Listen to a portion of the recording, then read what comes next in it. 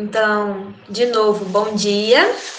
Essa vai ser, então, a nossa última aula de geometria analítica. Infelizmente, né? Passou rápido. E hoje nós vamos falar sobre prática de hipérbole. Então, nós vamos ver alguns conceitos práticos de hipérbole. Na verdade, vocês vão ver que o assunto é bem semelhante ao que nós já vimos de parábolas, de elipse. Então, inclusive os exercícios. Vai ser o mesmo raciocínio para fazer os exercícios. Então, vocês vão ver que, na verdade, se eu quisesse até encurtar o conteúdo, esse seria um dos que eu poderia deixar de fora. Mas eu resolvi dar para ficar completo, né, o conteúdo de cônicas para vocês. E vocês vão ver também que a hipérbole tem propriedades semelhantes de reflexão. Então, na aula de hoje, nós vamos ver onde nós podemos utilizar essa propriedade de reflexão. E eu vou passar um videozinho de uns 10 minutinhos aí para vocês assistirem no finalzinho da aula. E depois eu selecionei 3 exercícios. Um da número 1, um da número 2 e um da número 3, para ajudar vocês com os outros. Diferente da semana passada, Humberto, hoje eu vou fazer a número 2D, que é a única que tem com translação de eixos na questão. Então, aí vai ajudar vocês, talvez, também a entender a número 2, acho que D também, da lista passada, da aula de elipse.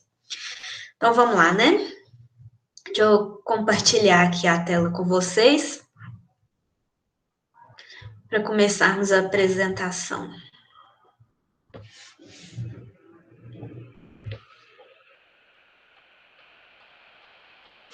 Bom, acho que já está aparecendo aí, né? Então, a aula de hoje é sobre hipérbole. Eu vou abrir aqui o chat para ir acompanhando. E vamos lá, então. A culpa é das estrelas. Isaac Newton. Bem, nós vamos ver o que significa essa mensagem aqui. Não é do filme, não, viu, gente? Não é do filme A Culpa é das Estrelas. Mas no finalzinho eu vou ver. Vou mostrar aqui para vocês. Bom, vamos começar então com a definição de hipérbole para vocês relembrar o que está escrito lá o que está apresentado lá no vídeo teórico, né? Hipérbole é o conjunto de todos os pontos de um plano cuja a diferença das distâncias em valor absoluto, ou seja, em módulo, a dois pontos fixos, é constante. Então, aqui, ó, à direita, nós temos a seção cônica, nós temos uma cônica, e atravessando essa cônica aqui com um plano paralelo ao eixo dessa seção cônica, nós temos aqui, então, a figura formada pela hipérbole, que está aqui em vermelhinho. Aqui à direita, nós vamos ver que, de forma semelhante à que nós tínhamos lá nas elipses, nós vamos ter os focos, 2 focos, o F1 e o F2, e ao invés de 4 vértices, como nós tínhamos na elipse, nós vamos ter só 2 vértices, que não está marcado aqui nessa animação, mas é o vértice A1 e A2. Agora, diferente do que nós tínhamos visto na aula passada, a distância 2C, que é a distância do foco 1 ao foco 2, vai ser maior que a distância 2A, que é a distância do vértice A1 ao vértice A2. Bom, consideremos no plano 2 pontos F1 e F2, tal que a distância de F1 a F2 é 2C, e a diferença dos 2 segmentos que geram os pontos da hipérbole é 2A, sendo 2A menor que 2C. A distância em módulo, né, a distância do ponto P, que é um ponto qualquer da hipérbole, então aqui nessa animação, vocês vão ver que está pegando cada hora aqui um ponto qualquer da hipérbole. Então, a distância desse ponto P aqui ao F1, menos a distância desse ponto P ao F2, vai ser sempre constante e vai ser isso que nós vamos chamar de 2A, ok? Que é também a distância de um vértice ao outro. Bom, então, os elementos da hipérbole são a distância focal, que é a distância entre os focos, que é 2C, O centro, que é o ponto médio C do segmento F1 a F2. Mas também o centro é o ponto médio do segmento que está passando por A1 a A2, igual nós estamos vendo aqui na representação aqui à direita desses elementos, tá? O eixo real é o segmento que vai do A1 ao A2, tem comprimento 2A. O eixo imaginário é o segmento B1 a B2, conforme representa aqui à direita, e ele tem comprimento 2B. Então, notem aqui que agora o B1 e o B2 não são vértices. Os únicos vértices que nós temos são A1 e A2, porque eles não estão, eles estão no eixo imaginário e não passam por nenhum dos pontos da nossa hipérbole. A excentricidade continua sendo C sobre A, mas agora ela vai ser maior do que 1, certo? Uma observação, a hipérbole se aproxima cada vez mais das assíntotas aqui, que nós temos que são retas nesse desenho, das retas R e S no infinito. Significa que lá no infinito, quando eu estou desenhando a minha hipérbole, ela fica muito próxima dessas retas, mas ela não atravessa para o outro lado. Ela não toca nem atravessa essas retas. Então, aqui, como desenhar uma hipérbole? No caso, vai ser essa hipérbole que está aqui cheia de traços aqui, de retas, com círculos aqui do lado, aqui embaixo. Então, primeiro, definir, né, o F1, o F2 com centro em C. Então, definindo o F1, o F2, eu vou traçar uma reta, marcar o ponto médio, que é o C. Segundo, traçar uma circunferência com raio em C, e no caso essa circunferência também está passando aqui, ó, pelos pontos F1 e F2. Terceiro, definir um valor de A e marcar os vértices A1 e A2.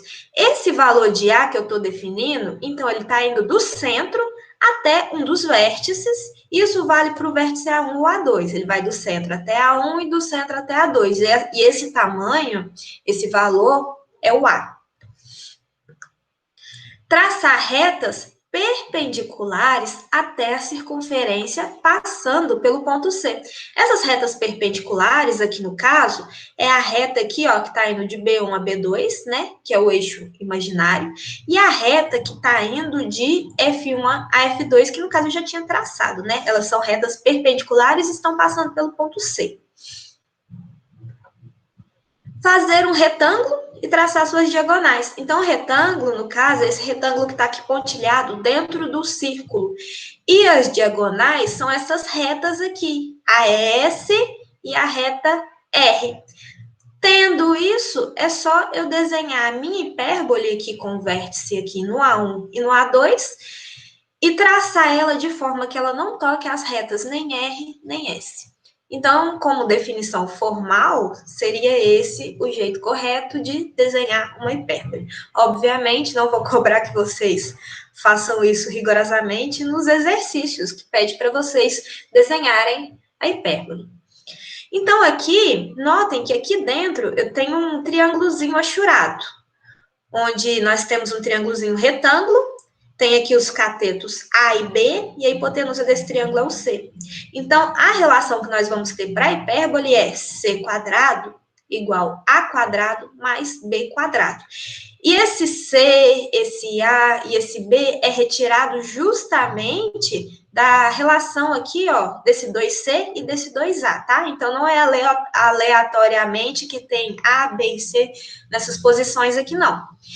Por que eu estou falando isso? Porque lá na aula de elipse, nós vimos que a relação era diferente. Lá nós tínhamos A quadrado igual B quadrado mais C quadrado. Então, aqui, não se esqueçam de trocar. Aqui vai ser C quadrado igual A quadrado mais B quadrado. Ok? Pois bem. Então, aqui eu coloquei aquela animação lá maior. Então, dado qualquer ponto da elipse, a distância da hipérbole, aliás, a distância desse ponto até o foco F1, menos a distância desse ponto até o foco F2, vai ser sempre constante, que vai ser 2C. Aliás, 2A, perdão. Perdão, eu falei errado. A distância do ponto... Não, tá certo, vai ser 2A. E nesse caso aqui, não importa se você está fazendo a distância do ponto até o foco 1, menos a distância do ponto até o foco 2, ou a distância até o foco 2, menos a distância do ponto até o foco 1. Porque como está em módulo, o resultado vai ser sempre o mesmo, tá? Então, não importa se você está pegando o F1 ou o F2 primeiro, o resultado vai ser o mesmo. Então, como nós tínhamos visto para parábolas, para elipses, para hipérbole, também vai ter a relação das equações reduzidas, da equação de translação, da equação paramétrica.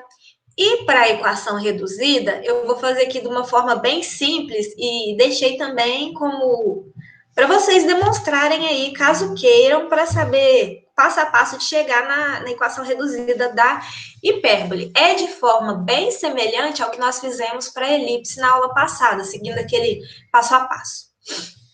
Então, aqui vamos ver, equação reduzida para a hipérbole de centro na origem. Então, aqui, essa relação vai valer para a hipérbole de centro no 0, 0. Então, consideremos dois casos. O primeiro, o eixo real está sobre o eixo dos x.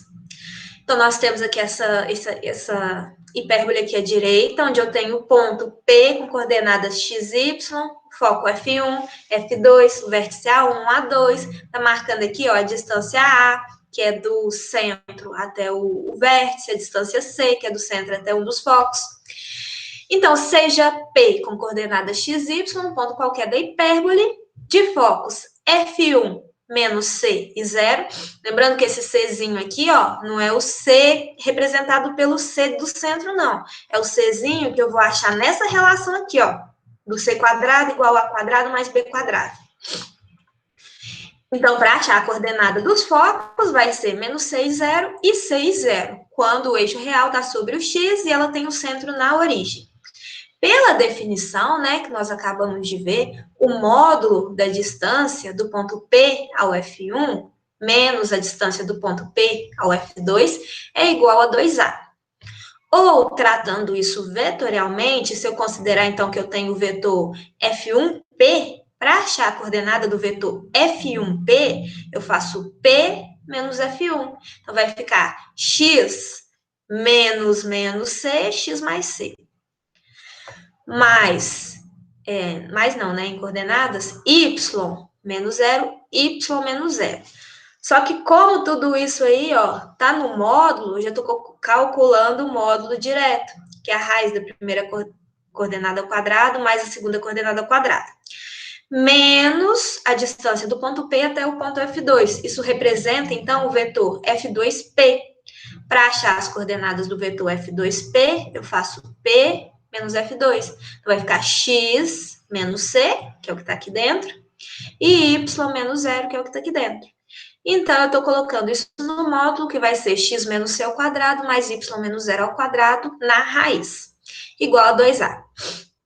Então, com o procedimento de simplificação análogo ao que foi usado na dedução da equação da elipse na aula passada, e lembrando que agora C ao quadrado é igual a A quadrado mais B ao quadrado, chegamos à equação da hipérbole para este caso, que vai ser x quadrado sobre A quadrado menos y quadrado sobre B quadrado igual a 1. Então, observem, ó, que isso daqui parece, né, a equação da elipse. A única diferença é que ao invés de mais, agora eu tenho menos aqui, ó. E para quando o meu eixo real está sobre o y, eu tenho essa figura aqui de baixo, tá? Então, com o procedimento análogo, né, com uma dedução análoga, nós chegaríamos à seguinte conclusão, que a equação seria, nesse caso, y quadrado sobre a ao quadrado menos x quadrado sobre b quadrado igual a 1. Então, de novo aqui, ó, agora a gente tem o sinal de menos.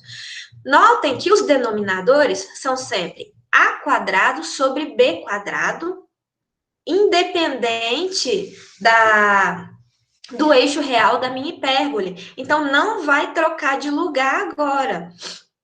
Vai ser primeiro, debaixo do primeiro termo, né, na primeira fração vai ser sempre a quadrado, na segunda fração vai ser sempre b ao quadrado, então não vou inverter igual nós fazíamos na elipse. E uma coisa interessante é que agora o sinal de negativo aqui, ó, vai me mostrar quem que vai estar na frente ou quem que vai ser o segundo que eu vou escrever, tá? Então, se quem está aqui na frente é o y quadrado, significa que que o meu eixo real é o y, mas se quem está na frente é o x quadrado, o meu eixo real é o x. E em segundo aqui eu deixo quem acompanha o sinal de negativo, ok? Então, não inverte as posições do A e do B, igual nós fazíamos para elipse. Bom, agora vamos ver aqui, vou ler para vocês o que eu escrevi sobre a propriedade de reflexão da hipérbole, tá? Depois eu vou falar isso aqui com palavras mais simples, para vocês verem que é bem tranquilo. Então, a propriedade de reflexão da hipérbole é a seguinte: a partir de um ponto qualquer, tracemos um segmento de reta dirigido a um dos focos da hipérbole. Este segmento encontra o correspondente ramo da hipérbole, ramo é o ladinho da hipérbole, num ponto, e se a partir deste traçarmos outro segmento que passa com a curva um ângulo igual ao do primeiro segmento, o segundo segmento passa pelo outro foco. Traduzindo, se eu estou pegando um ponto qualquer da minha hipérbole, e a partir desse ponto, qualquer que seja ele, eu pego, por exemplo, um laser e miro num foco da minha hipérbole, essa reflexão ela é direcionada a outro foco. Então, a partir de qualquer ponto da minha hipérbole, se eu estou pegando um laser e mirando em um dos focos, ele é refletido no outro. Ok? Então, tudo que eu jogo num dos focos da minha elipse é refletido no outro. Isso é a propriedade de reflexão. Opa, da elipse não, da hipérbole, viu, gente? Desculpa, eu sempre confundo. É refletido no outro foco. Que é o que está fazendo aqui. Bom, então vamos passar adiante. Então, agora, é aquela hora que eu peço para vocês pegarem aí uma folha de caderno ou caderno, a calculadora, o lápis e a borracha, e vamos fazer umas continhas aqui agora. Então, aqui eu tenho uma hipérbole, o vértice dela, ó, tá passando aqui, ó, no x igual o A1, né? Tá passando aqui no x igual a menos 8. Então, a coordenada aqui do A1 vai ser menos 8 e 0. E o outro vértice aqui, o A2, vai ser 8 e 0. Ok. E o centro aqui está no 0, 0, que eu tenho 8 unidades para a direita, 8 unidades para a esquerda. Essa hipérbole aqui, ela está com o eixo real sobre o x. Então, significa aqui, ó, que no primeiro termo da equação, eu vou ter o x ao quadrado. E o segundo vai ser o y ao quadrado. Eu tenho sobre essa hipérbole o ponto A.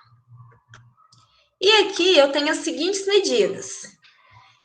Do foco F1, eu não marquei o foco não, mas esse aqui é o foco F1, até o foco F2, eu vou ter uma distância de 20 centímetros. Do vértice A1 ao vértice A2, eu vou ter uma distância de 16 centímetros. Isso significa que o meu A vai valer... Não, calma. O meu 2A, né, que essa distância vai valer 16, significa que o meu A vai ser 16 por 2, que é 8. O meu 2C vai ser 20, significa que o C vai ser 20 dividido por 2, que é 10. Então, qual que vai ser, calculem, por favor, o valor do meu B? Lembrando que a relação agora é diferente para que nós tínhamos de elipse. A relação agora vai ser essa aqui, ó, C quadrado igual a quadrado mais B quadrado. Vou deixar aí para vocês verem. Oi? Dá 6, o B? Muito bem, isso mesmo. O Leandro já respondeu aqui, ó. O C vai dar 6, ó, o B vai dar 6. Então, com esse resultado de B dando 6, significa o seguinte, debaixo do primeiro termo aqui, eu vou ter sempre o A ao quadrado. Então, vai ser o 8 ao quadrado, que é 64. Debaixo do meu segundo termo, eu vou ter sempre o B ao quadrado. Então, vai ser o 6 ao quadrado, que é 36. Se o meu ponto a coordenada em x dele é 10, calculem, por favor, então, com esses dados, qual que vai ser a coordenada de y, o meu ponto A. De forma semelhante ao que nós fizemos na aula passada, tá? Basta, então, eu substituir o x aqui, ó, pela coordenada, que é 10. Então, façam aí e me contem.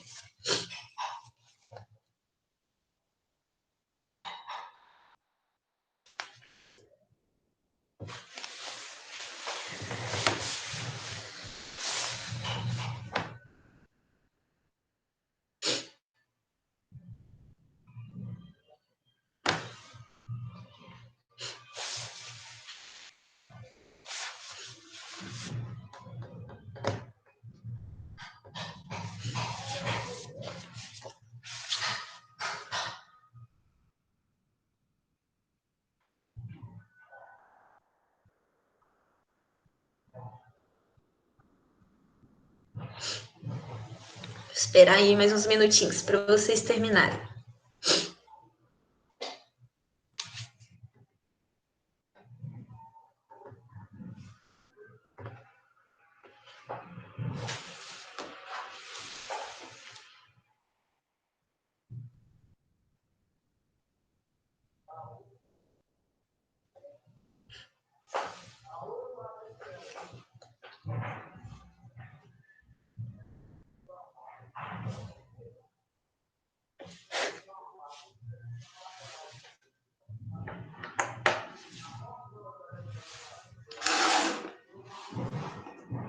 Quatro ponto cinco, Humberto também, Breno, Gabriel, Humberto, 4.5.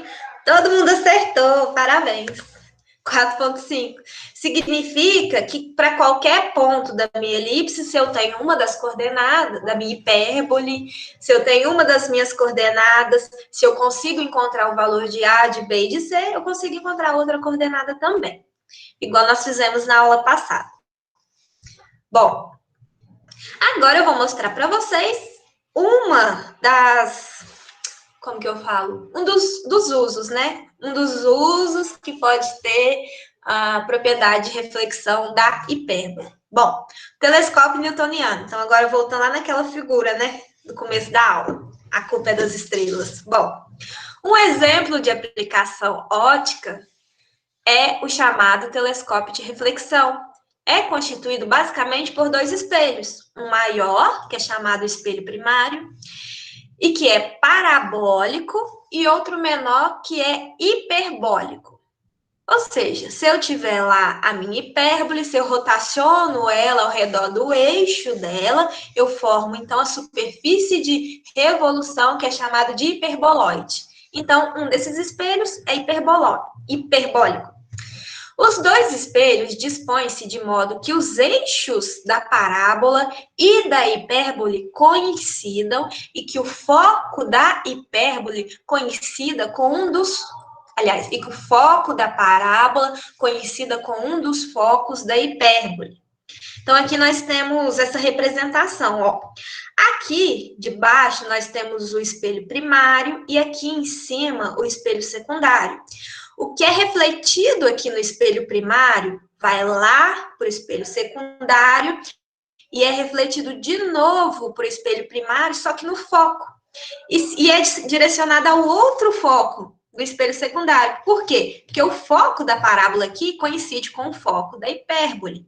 Então, como nós temos a propriedade de reflexão da hipérbole, o que é refletido em um dos focos vai para o outro.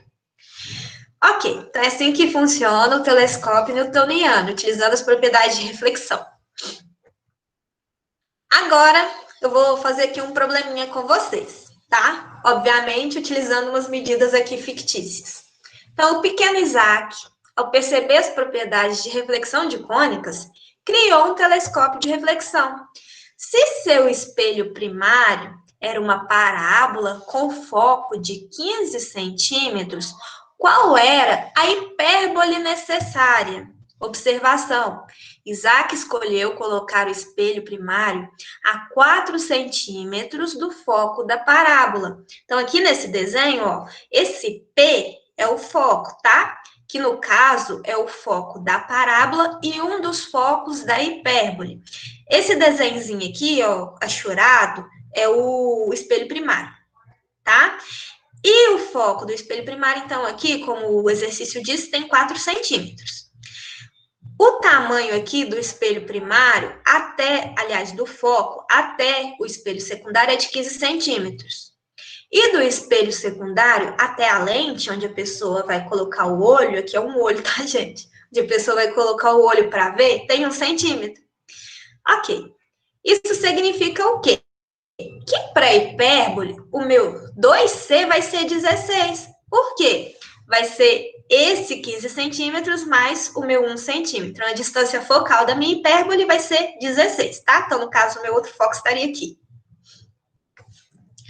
O meu 2A vai ser 8, porque como eu tenho o pequeno Isaac lá, colocou o espelho primário a 4 centímetros do foco da parábola, que também é o foco da hipérbole, então o A é 4, então o 2A é 8. Ó, calculem, por favor, qual seria, então, o meu valor do B. Que a partir disso eu consigo montar a minha equação da hipérbole.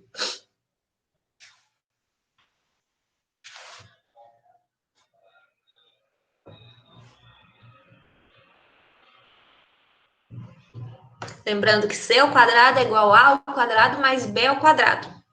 Quanto vale o meu B?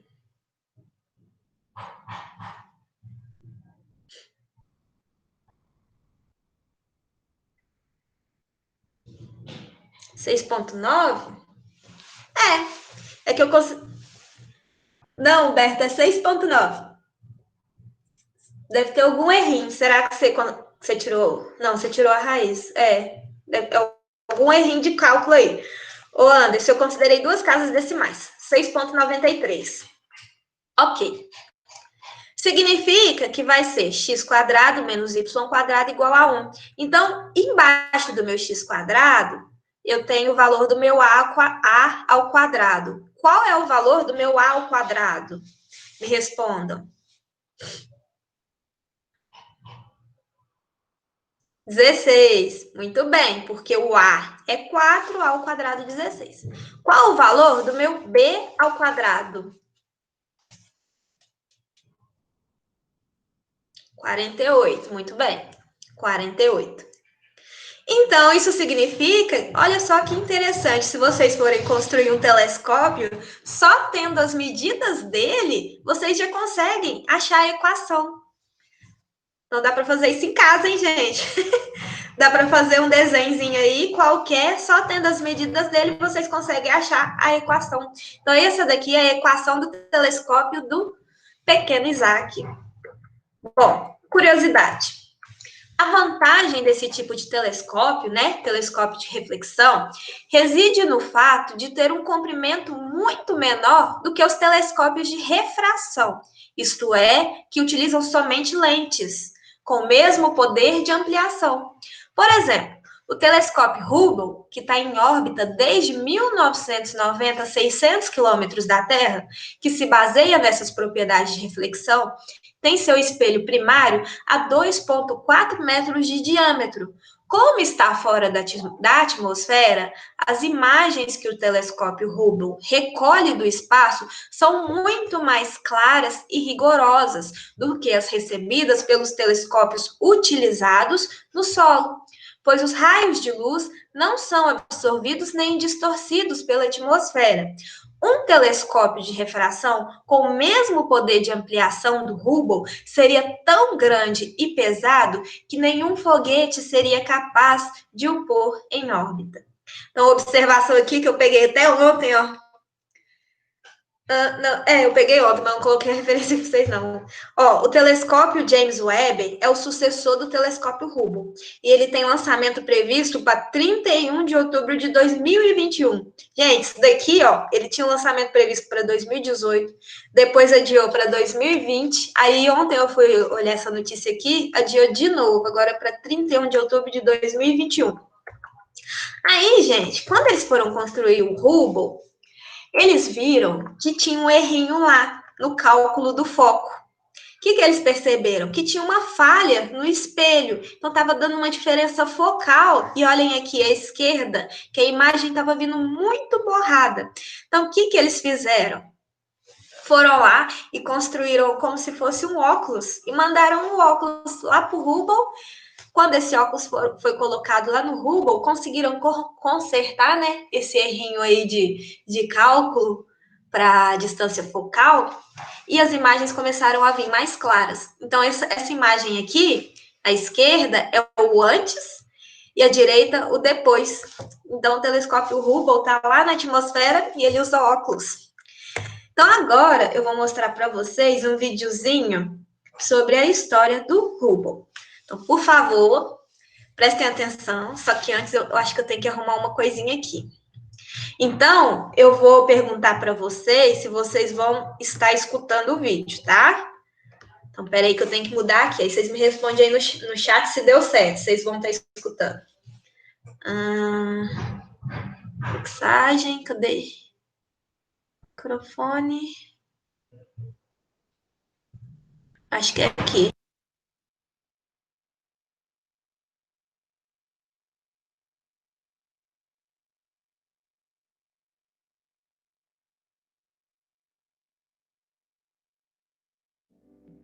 Após várias missões e reparos, o ser humano conseguiu colocar os seus olhos além da Terra e pôde explorar o espaço como nunca antes visto. Conheça o maior telescópio já empreendido e conhecido pelo homem, Telescópio Espacial Hubble. É o que iremos ver nesse vídeo. Avalie embaixo e inscreva-se no canal. Desde a antiguidade, o homem vem estudando o espaço sideral, seja por observações casuais a olho nu durante uma noite escura, ou mesmo criando aparatos que o auxiliem, os chamados telescópios, que teve como um de seus precursores a famosa luneta de Galileu. Assim, ao longo dos anos até a atualidade, a sede por descobertas só foi aumentando, o que junto foi evoluindo cada vez mais os telescópios. Já nos dias atuais, essa sede por descobertas sobre o espaço ainda continua, e um dos principais instrumentos que a humanidade dispõe é o Telescópio Espacial Hubble. Introduzindo o conceito do telescópio espacial. Ao contrário de telescópio normal, que está obrigatoriamente instalado em superfície terrestre, o telescópio espacial se localiza na órbita terrestre, fora do planeta. A principal vantagem é que um telescópio fora da Terra não está sujeito a variações e perturbações causadas pela atmosfera terrestre, que é bem densa e espessa. Assim como em alguns telescópios convencionais, o Hubble conta com um óptico refletor, onde a luz entra pela abertura principal e é refletida por um grande espelho côncavo em outro espelho, o secundário, que direciona a luz para uma saída específica, onde as câmeras e outros sistemas de registro captam e processam as imagens, para depois serem enviadas para o centro de controle. Tudo isso foi feito com muita dificuldade e imprevistos, que atrapalharam muito os planos da NASA. A conclusão, por exemplo, foi adiada muitas vezes. O lançamento também só veio ocorrer de fato em 1990. E o mais assombroso, o custo de produzir o Hubble, que inicialmente estava previsto em 400 milhões, contudo, o telescópio chegou a custar mais de 2,5 bilhões de dólares quando foi concluído. Algumas dificuldades. A principal, sem dúvidas, foi o orçamento, que prejudicou o programa. Os Estados Unidos não dariam conta de tudo. Por isso, dentre várias medidas para cortar gastos, optou-se por reduzir o diâmetro do espelho primário, que passou de 3 metros do projeto inicial. Foi necessário chamar a ESA para participar do projeto. A Agência Espacial Europeia concordou em oferecer alguns componentes, como painéis solares, além de oferecer 15% de ajuda financeira para construir o Hubble, em troca, é claro, de 15% de tempo de observação para os europeus, ou seja, o Hubble não é apenas da NASA. Com tudo pronto, o Hubble, enfim concluído, era hora de lançar. Isso tudo em 1990, depois que as dificuldades foram superadas e os diversos componentes foram entregues. Pouco antes disso, o software de controle do Hubble sequer estava pronto, mas agora, enfim, tudo parecia favorável. Para o lançamento, o planejado era uma órbita mais alta, onde Hubble deveria ser lançado cuidadosamente até a órbita final e, enfim, ser instalado. Mas como fazer isso? Nenhum foguete dispõe de tanta precisão e delicadeza para lidar com essa missão. A solução foi, então, recorrer à frota de ônibus espaciais, pois esses poderiam voar e levar cuidadosamente o Hubble, e ainda assim ter uma precisão incrível para deixá-lo na órbita final, uma vez que o ônibus era equipado com um braço robótico para manipular cargas, além de poder levar uma grande tripulação. Veja o especial dos ônibus espaciais aí ao lado nos cards. Então, com o ônibus espacial sendo a nave perfeita, foi preparado em 1990 o Discovery, que levaria o Hubble ao espaço e ao final da missão retornaria. Essa foi uma das missões mais arriscadas de todo o programa, uma vez que a órbita planejada era de quase 600 quilômetros de altura. Havia, por exemplo, o risco de o Discovery ficar sem combustível para manobrar e assim impossibilitando de voltar para a Terra. Contudo, haviam poucas chances de isso ocorrer. A STS-31 foi lançada em 24 de abril de 1990, carregando o Hubble no compartimento de carga e mais 5 tripulantes intensamente treinados durante anos para cumprir a missão. 5 dias após o lançamento, no dia 29 de abril, o Discovery enfim retornou à Terra. A missão foi um sucesso e o Hubble devidamente colocado em órbita. Agora sim, depois de anos de construção, dificuldades, muitos milhões de dólares e dedicação de várias pessoas, era hora de ativar o Hubble e observar as maravilhas do cosmos como nunca visto antes. Mas não foi o que ocorreu.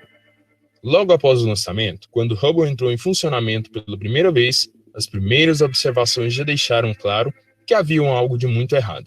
As imagens estavam borradas e fora de foco. O que aconteceu foi uma falha no espelho primário que havia impossibilitado o Hubble de focalizar perfeitamente a imagem. Sem contar que foi um dos espelhos com a construção mais precisa já empreendida pela humanidade, e apresentou uma falha equivalente a frações de espessura de um fio de cabelo. Durante alguns anos, a NASA e o Hubble foram alvos de muitas críticas.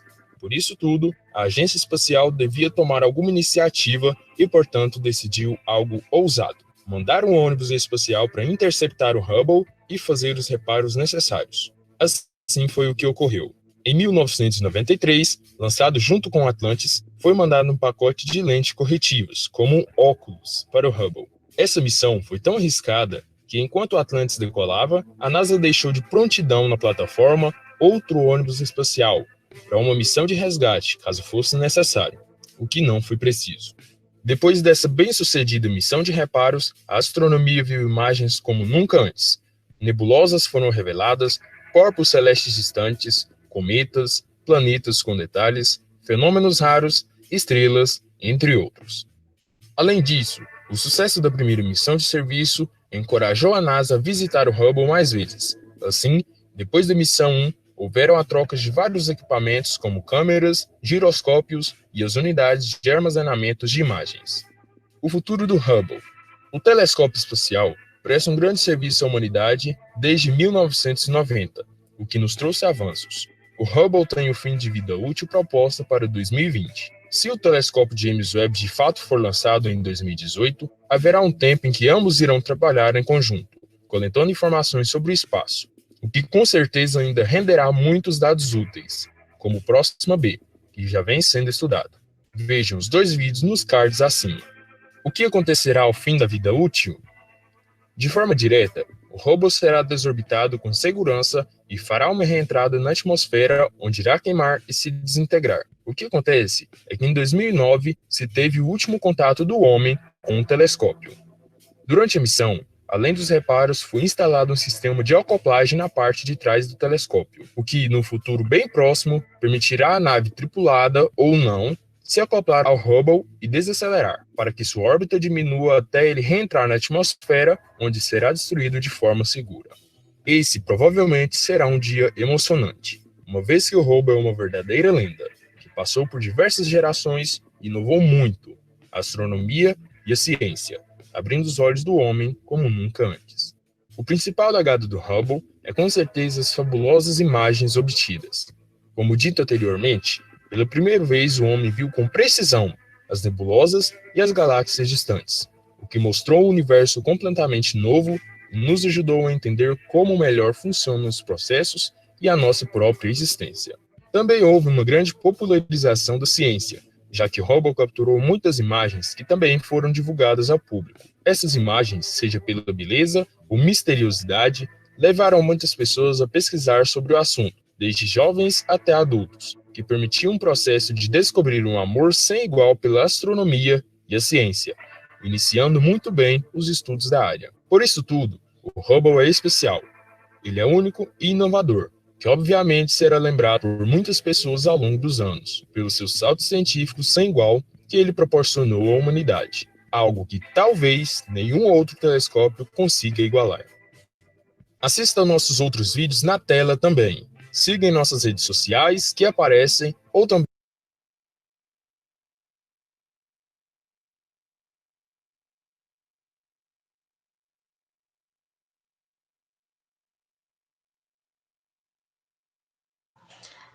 Voltaram a me escutar? Sim? Interessante, né, pessoal? A história do Hubble. Olha só o que uma diferença, como disse lá no vídeo, de um fiozinho de cabelo no foco não fez. Isso aí talvez seja a diferença até em casas decimais, nas casas decimais lá de 20ª, 30ª casa.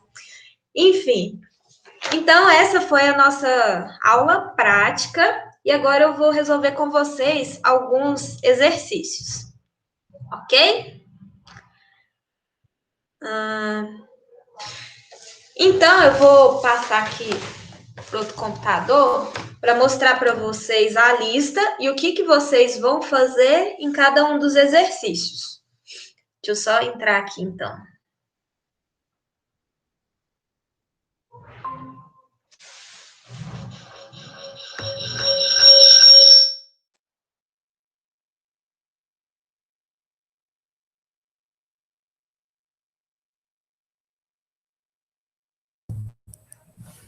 Então, vamos lá, né?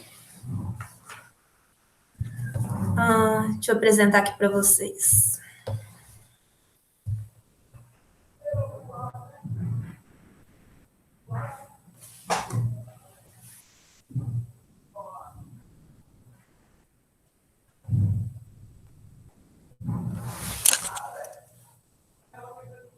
Então, essa aqui é a lista de hipérbole. Vocês vão ver que os exercícios são bem semelhantes que da última lista, tá?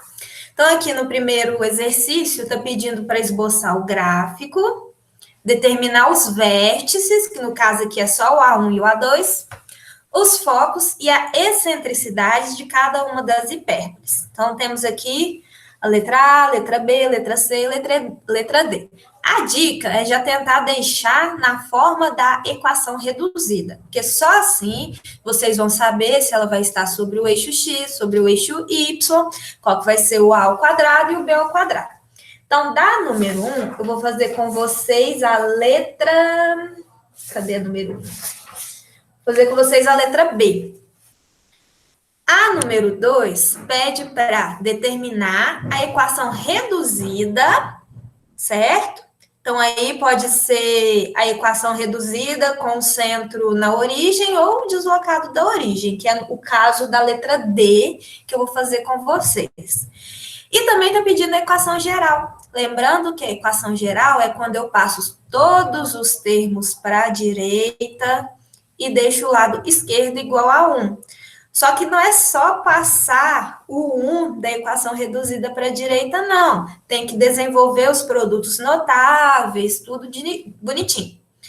E deu algumas condições aqui, né? Letra A, B, C e D, para a gente encontrar a equação geral e a equação reduzida e depois a equação geral. Na número 3, está pedindo para obter a equação reduzida das hipérboles. Para a letra A e para a letra B, as duas hipérboles que vocês vão encontrar são deslocadas do centro. Então, eu vou fazer a letra A com vocês e a letra B vai ser o mesmo raciocínio. Então, nós vamos utilizar aquele raciocínio da aula passada, do trinômio quadrado perfeito. Ok? Bom, então vamos começar. Número 1, letra B. Então, vamos começar. Vamos ver o que está escrito primeiro. Esboce o gráfico, determine os vértices, os focos e a excentricidade. A equação da letra B é 4x² menos 5y² mais 20 igual a zero. Ok. Então, vou escrever isso daqui. Então, número 1, B, a equação é 4x² menos 5y² mais 20 igual a zero. Então, o primeiro passo é tentar deixar na forma de equação reduzida. Então, nós sabemos que na forma da equação reduzida, à direita, né, desse igual aí, eu tenho o 1. Então, para isso, eu vou passar esse 20 positivo para o outro lado. Então, vai ficar 4x² menos 5y². Se ele está positivo, vai ficar negativo. Para deixar o 1, que eu preciso aqui, eu vou dividir todos os termos por menos 20. Então, vai ficar 4x² dividido por menos 20, menos 5y² dividido por menos 20, então aqui vai ficar mais, igual menos 20 dividido por menos 20. Ok. Então, daqui já vai sair o seguinte. Acompanhando o x², eu tenho menos 4 sobre 20. Eu vou dividir, então, em cima por 4 e embaixo por 4. Acompanhando o y², eu tenho 5 sobre 20. E eu vou dividir em cima por 5 e embaixo por 5. Então, vai ficar assim. Menos 4x² sobre 20, dividindo em cima e embaixo por 4, vai ficar menos x² sobre 5. Mais 5y² sobre 20, dividindo em cima e embaixo por 5, vai ficar mais y² sobre 4. E menos 20 dividido por menos 20, o número dividido por ele mesmo é sempre 1. Então, observem que aqui, ó, já apareceu aquele sinal de negativo que tem na equação da hipérbole. Só que o termo que acompanha o sinal do negativo vem em segundo. Então, eu vou organizar. Então, a minha equação geral da hipérbole, aliás, equação reduzida, vai ser y² sobre 4 menos x² sobre 5 igual a 1. Ok. Então, daqui... Por que eu fiz isso primeiro? Porque daqui eu já sei quem que vai ser meu A ao quadrado e o meu B ao quadrado, que é a partir deles que eu vou conseguir determinar o meu vértice e depois, né, encontrando o valor de C, o meu foco e, por último, excentricidade. Quem acompanha o primeiro termo é sempre o A ao quadrado. Então, aqui, ó, o A ao quadrado igual a 4. E aqui, então, é o B ao quadrado, que é igual a 5. Então, daqui sai que o A é igual a 2, porque tirando a raiz aqui, ó, raiz de A ao quadrado igual a raiz de 4, A igual a 2. E o meu B é igual a raiz de 5. Ok. Tenho A, tenho B, a minha origem tem centro, ó, o meu ponto C tem centro na origem, o meu 2A é a distância do vértice A1 até o vértice A2, como nós já sabemos. Ok. Então, significa que o A, esse daqui, é a distância do centro até um dos vértices. Isso significa que o meu A1 vai ser 0 e menos 2, e o meu A2 vai ser 0 e 2. Aí você vai perguntar, mas por quê que essas coordenadas? Bom, a equação reduzida já me diz que a minha elipse está sobre o eixo Y, porque ele é o que está positivo aqui, tá? Se fosse x² menos y², estaria sobre o eixo X. Então, se ela está sobre o eixo Y, a minha coordenada em X aqui, ó, dos meus vértices, é 0. E a minha segunda coordenada, eu acho a partir do meu valor do A, tá? Ok. Então, uma coisa eu já consegui, que é determinar os vértices. Os focos, como nós vimos lá nos slides, para hipérbole de centro na origem, o foco F1 pode ser escrito como 0 e menos C, E o foco F2 pode ser escrito como 0 e C. Aí, mesma coisa, a coordenada em x aqui vai ser 0, porque ela está sobre o eixo y. Mas para achar o valor do meu C, eu vou ter que usar aquela relação. C ao quadrado igual a quadrado mais b quadrado. Daqui sai que o C ao quadrado vai ser C ao quadrado vai ser o A ao quadrado, que eu achei aqui em cima, que é 4, mais o B ao quadrado, que eu achei aqui em cima também, já na fórmula, que é 5. Então, o C ao quadrado é 9. Implica que o C é raiz de 9, que é 3. Então, daqui eu já achei a segunda coisa que o exercício me pede, que é o foco 1, que era 0 e menos C, vai ser 0 e menos 3. E o foco F2, que era 0 e C, vai ser 0 e 3 positivo. Então, achei o vértice A1 e A2, achei o foco F1 e F2. O exercício me pediu para achar a excentricidade. E a excentricidade, a gente sabe que é C sobre A. Então, a excentricidade vai ser, quem que é C? 3 sobre o A, que é 2, que é 1,5, que eu sei que tá ok, porque a excentricidade da hipérbole é sempre maior que 1. Agora, por último, o exercício pediu para a gente, então, desenhar o gráfico. Será que eu consigo desenhar aqui, ó? Vamos desenhar o gráfico. Então, vamos. Então, eu vou desenhar o eixo Y, X. Vamos marcar os vértices e os focos. O vértice A1, conforme nós acabamos de encontrar, tem coordenadas 0 para X e menos 2 para Y. Então, ele está aqui, ó, menos 1, menos 2. Então, o vértice A1 é esse aqui. O vértice A2, de forma semelhante, tem coordenadas 0 para X e 2 para Y. Então, ele está aqui. Então, o meu vértice A2 é esse aqui.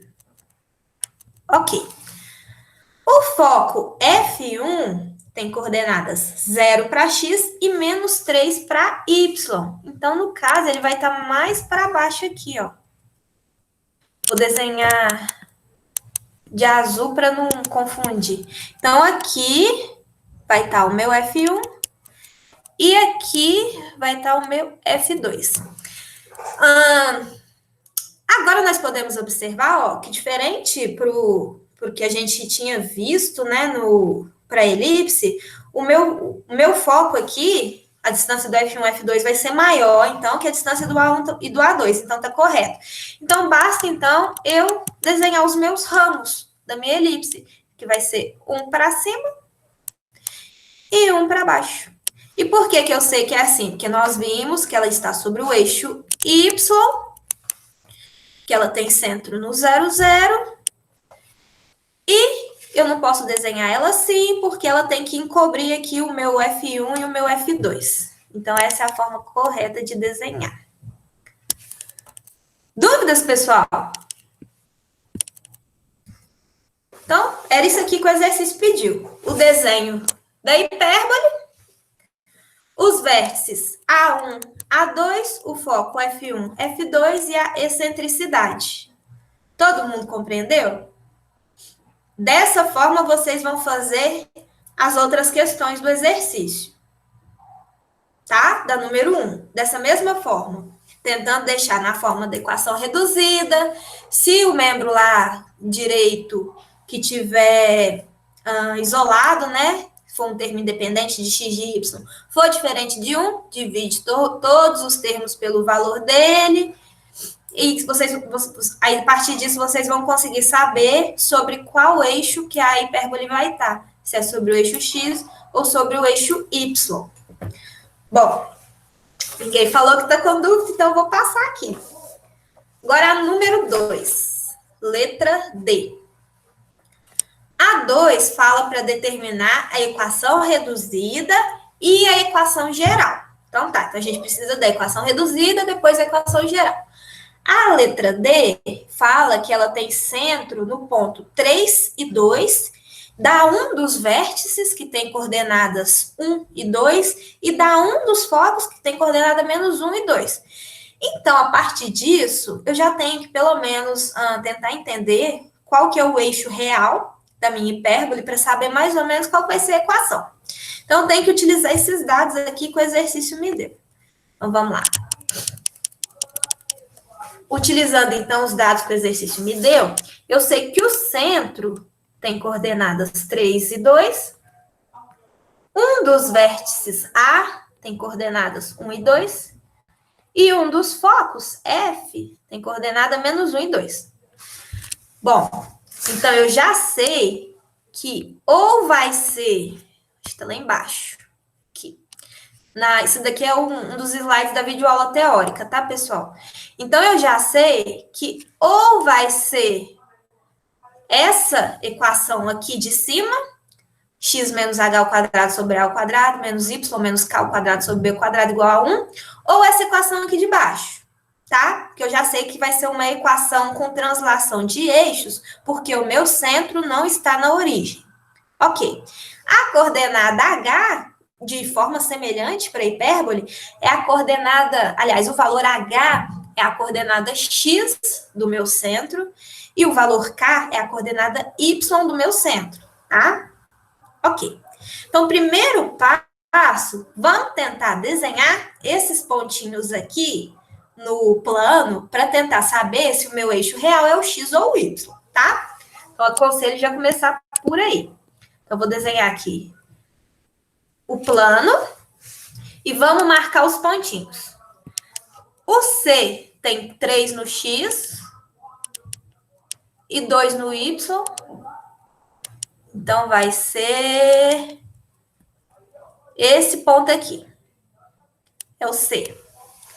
O A tem 1 no X e 2 no Y. Então, vai ser esse pontinho aqui. Não sei se é um A1 ou A2. O F, menos 1 no X. Então, tá aqui. E 2 no Y. Então, é esse aqui.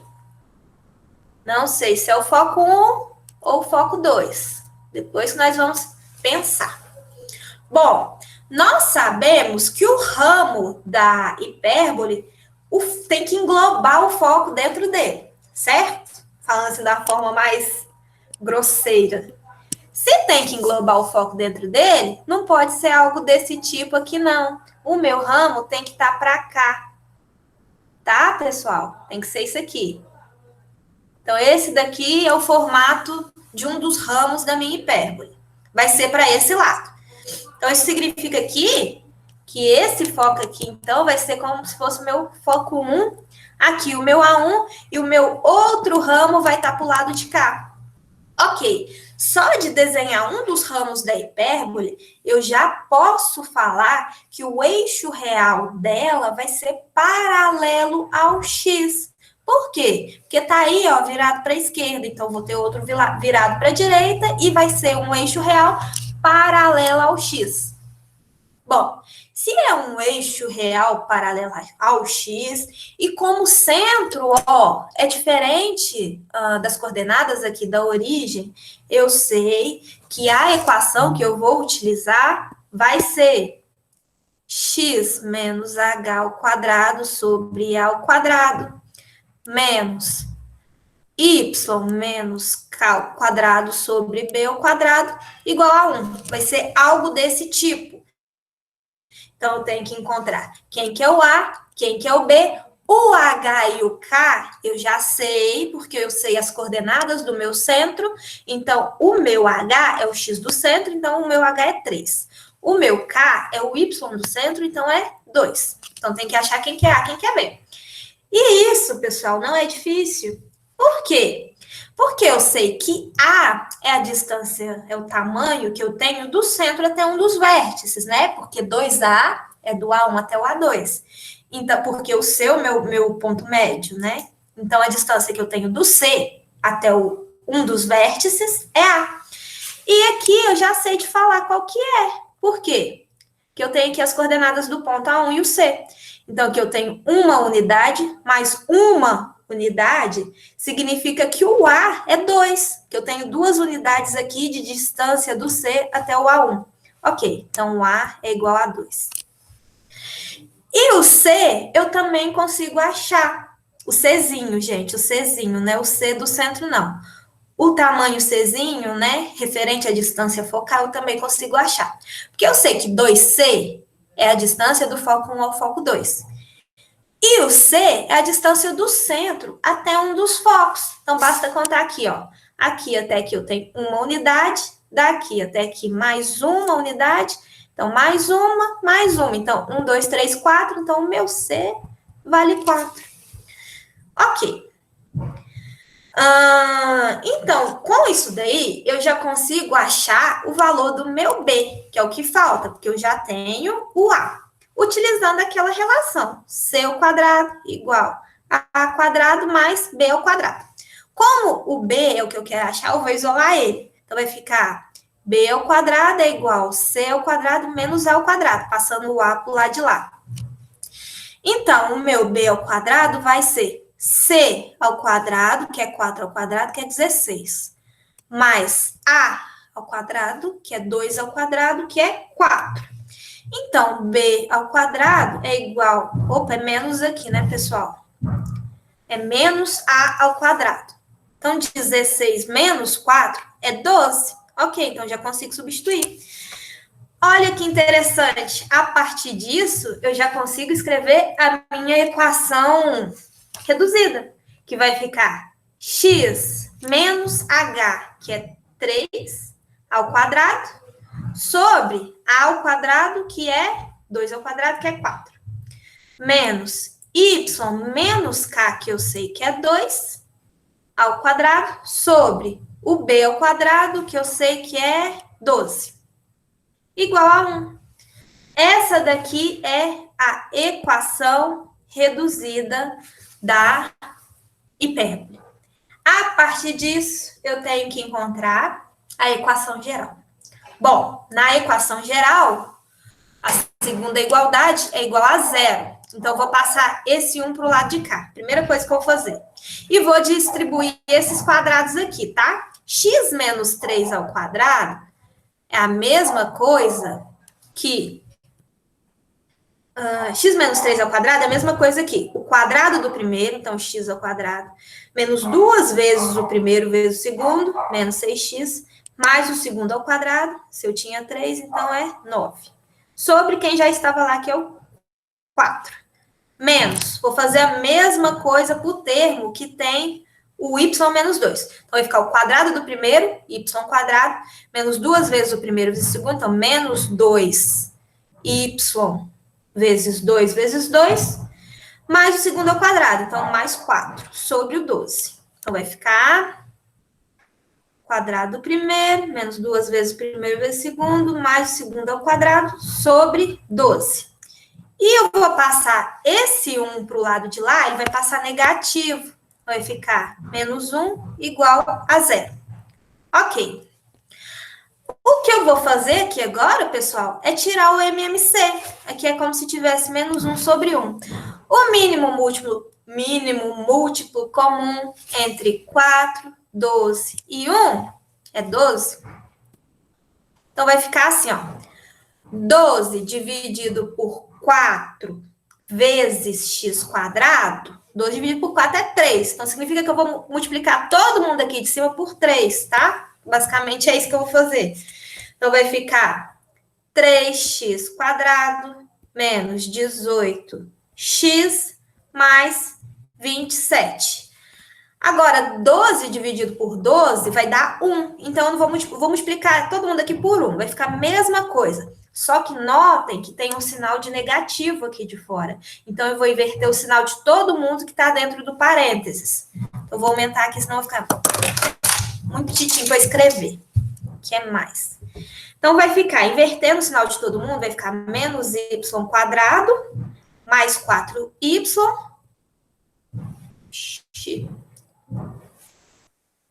mais 4y, menos 4. Aí, pessoal, não vai caber aqui não, mas tem agora que dividir o 12 por 1, que vai dar 12, então significa que eu estou multiplicando esse menos 1 aqui, ó, por 12. Então, menos 12. Vou escrever aqui no cantinho. Igual a 0 dividido por 12, tá? Que eu estou dividindo do lado de cá por 12 também. Tudo que eu faço de um lado, eu faço por outro. Significa que no final eu posso cortar os denominadores e vai sobrar só 3x quadrado. Vou organizar. Menos y quadrado, menos o 18x, mais o 4y. E esse 12 negativo somado com 27 e subtraído desse menos 4 vai dar mais 11, igual a 0. Pessoal, eu sei que ficou meio bagunçado aí, mas eu espero que vocês tenham entendido que basta passar o 1 para a esquerda e tirar o MMC, tá? Fazendo isso, da equação reduzida, vocês chegam nessa equação geral. Todo mundo entendeu? Por favor, me responde aí no chat se todo mundo entendeu. E se estão me escutando? Ok. Bom, então tá. Todo mundo entendeu, né? Então, a gente chegou na equação geral, na equação reduzida, e dela a gente consegue chegar na equação geral. Então, é isso que vocês vão fazer para os outros exercícios. Se não der para saber, né, onde que está o eixo real, faça um desenho dos pontos que o exercício te deu para saber qual que vai ser o tipo de equação. Como eu disse, a letra D é a única que tem translação de eixos. Então, para as outras, vocês vão usar a equação reduzida ali sem o H e sem o K. Da equação reduzida, chega na equação geral. Agora, a número 3 fala o seguinte. Obter a equação reduzida das hipérboles. Aí a letra A, 9x quadrado, menos 4y quadrado, menos 54x, mais 8y, mais 113, igual a 0. Então, te deu a equação geral. Da equação geral, então, eu tenho que chegar na equação reduzida. Na letra A e na letra B tem translação de eixos. Vou fazer a letra A letra B é semelhante. Então, vamos lá. A letra A, 3 letra A equação que eu tenho é 9x ao quadrado menos 4y ao quadrado menos 54x mais 8y mais 113 igual a 0. Então, o primeiro passo é agrupar os termos com x, os termos com y, e passar o termo independente, que no caso é esse 113, né? Independente de x e de y, para a direita, para tentar deixar naquele formato, né? Da equação reduzida. Então, vai ficar agrupar os termos com x. Então, eu tenho 9x quadrado e tenho esse menos 54x. Os termos com y, eu tenho esse 4y quadrado, eu vou deixar o menoszinho aqui de fora, vai ficar 4y quadrado, e esse 8y que está positivo, para ele continuar positivo, aqui dentro eu tenho que pôr menos 8y, porque na hora que multiplicar aqui, ó, o menos com menos volta no positivo. Eu estou deixando esse negativo aqui de fora, porque o termo que está ao quadrado aqui, ó, tem um negativo. Então, para deixar na forma reduzida da elipse, que nós sabemos que tem aquele sinal de negativo, eu estou pondo esse menuzinho aqui de fora. Igual a menos 113, que passa negativo para o lado de lá. Então, agora eu vou colocar os possíveis termos em evidência, no parênteses do x e do y. Então, vai ficar o seguinte. No parênteses do x, eu tenho um 9 aqui. E esse 54 pode ser escrito como 9 vezes 6. Então, vou colocar o 9 em evidência. Vai ficar 9, que multiplica x ao quadrado, menos 6x. Porque quando eu multiplicar 6x com 9, volta 54. Menos. No parênteses do y quadrado, eu tenho 4 aqui. E tem 4 vezes 2, que é o 8. Então, vai ficar menos 4y quadrado menos 2y igual a menos 113. Igual a menos 113. Ok. O próximo passo é que eu tenho que pensar que eu tenho que criar o trinômio quadrado perfeito para ter algo daquele tipo. que nós tínhamos feito até de forma semelhante na aula passada, para ter 2 termozinhos aqui, 2 termozinhos aqui, e ter o quadradinho aqui em cima. Ok. Então, para criar o trinômio quadrado perfeito, nós temos que adicionar o quadrado da metade do termo que multiplica a variável x e do termo que multiplica no outro parênteses a variável y. Então, não é o x quadrado, não é y quadrado, é o que acompanha o termo que está sem o quadrado. Ok. O quadrado da metade do termo que acompanha o x, eu posso escrever aqui, ó. O termo que acompanha o x é o menos 6. O quadrado da metade dele vai ser menos 6 ao quadrado, que é 36, dividido por 2 ao quadrado, que é 4, então vai ser 9. Ok. O quadrado da metade do termo que acompanha o y, então, o quadrado da metade do termo que acompanha o y vai ser esse. Menos 2 ao quadrado e 2 ao quadrado vai dar 1. Ok. Agora, o próximo passo é adicionar o 9 no parênteses do x e o 1 no parênteses do y. E não esquecer que eu tenho que adicionar isso aqui à direita também, com esse termo aqui que está só menos 113. Então, vai ficar 9 que multiplica x quadrado menos 6x. O 9 está positivo aqui, ó. Então, mais 9. Menos 4, que multiplica y quadrado menos 2y. O 1 aqui também é positivo, então, mais 1. Igual menos 113. Só que agora, observem que eu não vou colocar só 9 aqui, não. E nem só 1. Por quê? Porque o 9 tem um outro 9 multiplicando ele aqui de fora. Então, ele não é só 9, ele é 9 vezes 9. Então, mais 9 vezes 9. Mais... da forma semelhante, eu não vou colocar só o 1 aqui do lado, não. Eu vou colocar o 1 vezes esse 4. Aliás, vezes o menos 4. Então, mais menos 4 vezes 1. Ok. Beleza. Então, o próximo passo é fatorar. Então, como visto na última aula, a fatoração do trinômio quadrado perfeito consiste em utilizar as raízes do termo ao quadrado e do termo independente. Então, eu tenho que tirar a raiz do termo ao quadrado do primeiro parênteses, que é x quadrado, que é x. E do termo independente, que é raiz de 9, que é 3. Ok, então vou usar o x e vou usar o 3. Isso vale para o segundo parênteses. A raiz do y quadrado, que é y, que é 1 que eu vou usar, e a raiz de 1, que é do termo independente, que é 1. Agora, eu já posso escrever na forma fatorada. Ok. Para escrever isso na forma fatorada, eu vou fazer o 9, que já está aqui de fora do parênteses, continua. Ao invés de escrever tudo isso aqui, x quadrado menos 6x mais 9, é só escrever isso aqui que eu achei, ó. X menos 3 ao quadrado. Quando vocês resolverem esse produto notável, vocês vão ver que vocês vão chegar na mesma relação de cima. E o interessante aqui é que eu escrevi x menos 3, porque o sinal acompanha o sinal do termo do meio, ok? Então, continuando. Menos 4, que multiplica y menos 1 ao quadrado, igual. Da mesma forma, se vocês fizerem esse produto notável, vocês vão chegar nessa relação que a gente tinha chegado aqui em cima. Ok. Agora, tem que resolver essa continha aqui, ó. Isso aqui vai dar menos 113 mais 81 menos 4.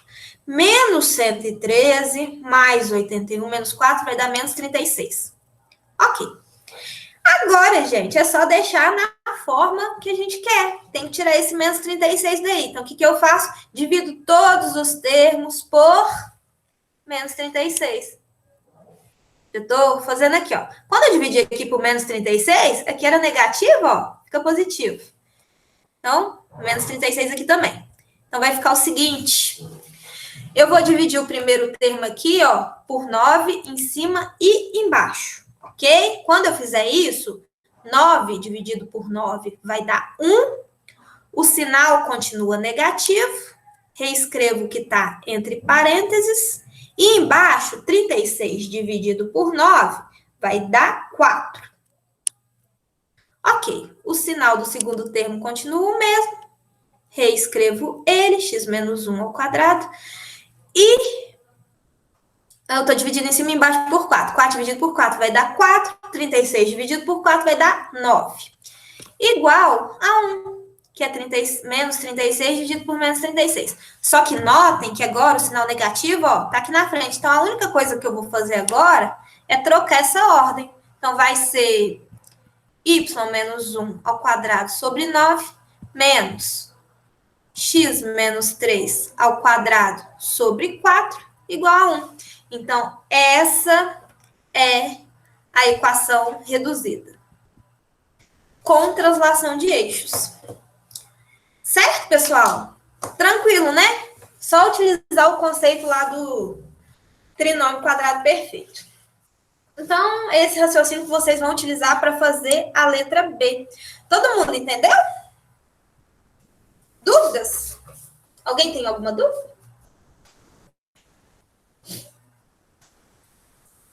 Não? Tá todo mundo aí? Dorme não, gente? Então, eu vou parar a gravação aqui. Vou parar a gravação aqui e vou falar algumas coisinhas aqui para vocês.